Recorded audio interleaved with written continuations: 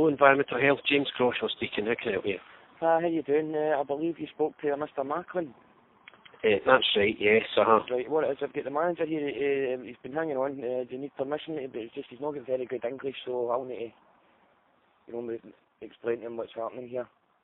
Right, okay, no, that's fine, yes. I'll explain to him and try and get him to do his best for you, okay? Just to get permission to speak to me. That's fine, Right, no problem, 2 seconds. Just get him to give permission to speak to me. Oh, okay. Hello? Hello there, hi, how can I help you? Yeah, I don't know English. My friend talked to you, okay? Like, about something, I don't know English. Sorry.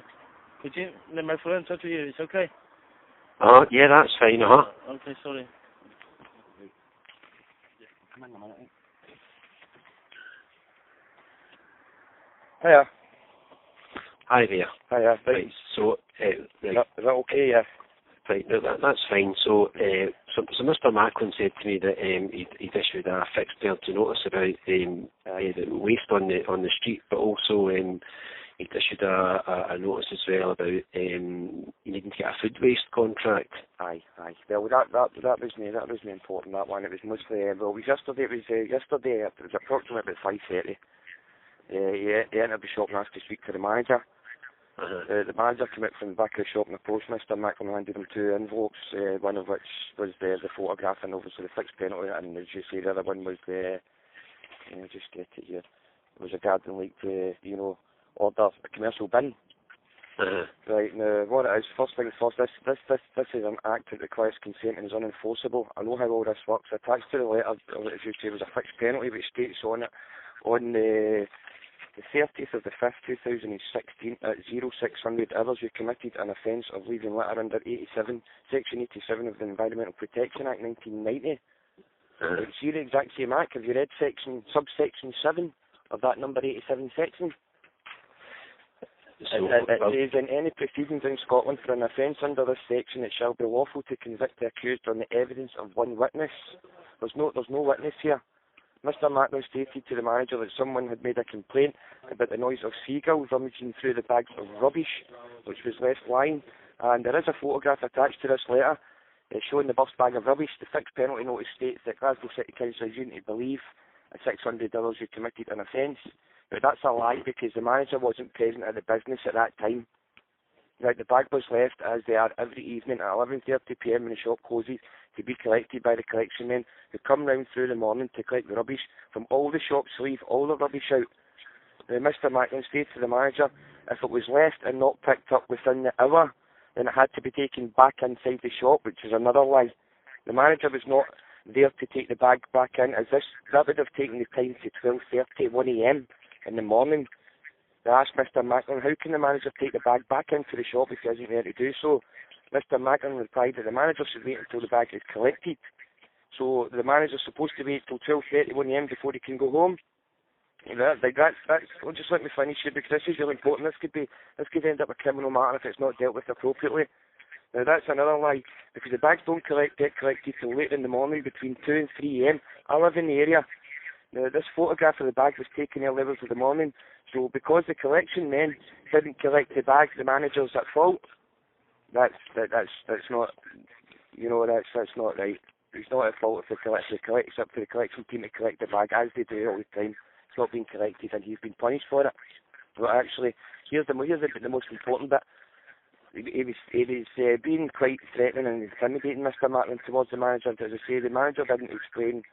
He doesn't speak to good English. Mr. Macklin didn't explain very much about the situation. He was just seeing what was on these letters to the manager. And the manager couldn't really understand what was happening. He asked me to explain to him what was going on. I therefore asked Mr. Macklin what crime has been committed, to which he replied, it's law. And if the manager does not pay the fixed penalty, then he will be summoned before a sheriff. That's another lie, because being summoned in front of a sheriff would require the case to be brought to court. Actually, statutes command or prohibit something or declare policy, statutes or laws made by legislative bodies and distinguished from common law, which is decided by courts. This is not common law, it's a civil matter. Now here's the most serious part coming now. Mr. Macklin was very intimidating and bullish towards the manager. He was saying that basically he had an attitude, this is what was happening and you must do this. Right, there's 2 witnesses were in the shop at the time this was occurring, 3 if you include myself, and one of the witnesses even said to Mr. Macklin, that's not right the way he was treating the manager. Because the manager was unaware of the full situation, what was going on. He was very badly shaken by this. And Mr. Macklin was being very, very strong towards him. And he took this and used it to his advantage. Now, I know how these fixed penalties work, how they operate, and how the council enforce them, the methods you use, the tactics deployed, and the schemes that you use. Because I've represented a few people against councils for various different fixed penalties, and I can tell you from those cases, the councils have not won a single case against anybody that I have represented. The reason being, because I'm good at what I do, and I come with facts and evidence, and I can document and verify everything that I ever say. The way Mr. Macklin conducted himself is a disgrace. He was using nothing but fear and intimidation tactics. Now, if this does go to court, which it won't do, but if somehow you think you might be able to get it to court for whatever reason, then I'm sorry, but you will need to, and I say need to, not have to, because it will be a requirement. You will need to provide more than a photograph of a bust bag as evidence. It will not be accepted as sufficient evidence in a court. What will be sufficient is a video or a photograph of the manager being seen putting that bag there, which you haven't got. I tell you, Mr. Macklin was very lucky the police weren't called to the scene because of the fear he was striking into the manager. He was terrified. He was shaking like a leaf. He was still badly shaken after Mr. Macklin left the shop. It had to take me and a member of staff plus one of the witnesses to calm him down, which took a long while to do so. If this does go to court, who'll be representing your corporation in court? Will it be Mr. Macklin? Because it's his name that's on the letter, and he's also left his personal card. Because it's him who's going to be held liable for the threats and tactics deployed upon this poor manager. So, whoever it may be, I'll be representing the Chinese business, and I will thoroughly examine whoever stands in front of me in that court, and I will be calling upon these 2 witnesses to take the stand. Okay, now there are 2 full sides of the street on Cathcart Road. I don't know if you know where the locus is. Cathcart Road in Mount Florida. There are 2 rows of shops. Every single shop in the street leave their rubbish to be collected. As I say, I live in the area and there's hundreds of rubbish left lying in bags, boxes. There is spillages. So they do get burst open with cats, foxes, and whatever, maybe seagulls, I don't know, all over the place. And this one man has been targeted for a bag which has been burst open after he has left the scene. He's not going to put a burst bag on the street, and he's been issued with a fixed penalty and threatened with appearing in front of a sheriff if he doesn't comply. That's not going to happen. Slavery was abolished in 1838. So what I would advise you to do, I strongly advise Mr. Macklin not to do, is to take this any further.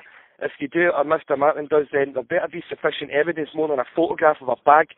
If this is taken further, I will have no alternative but to make a claim against Mr. Macklin for his conduct, and he will be reported to the SCA, and your department will be reported to the Trading Standards. I don't even think this needs to be investigated here. I think it just needs to disappear and no more will be said about it. But bear in mind, 2 witnesses here.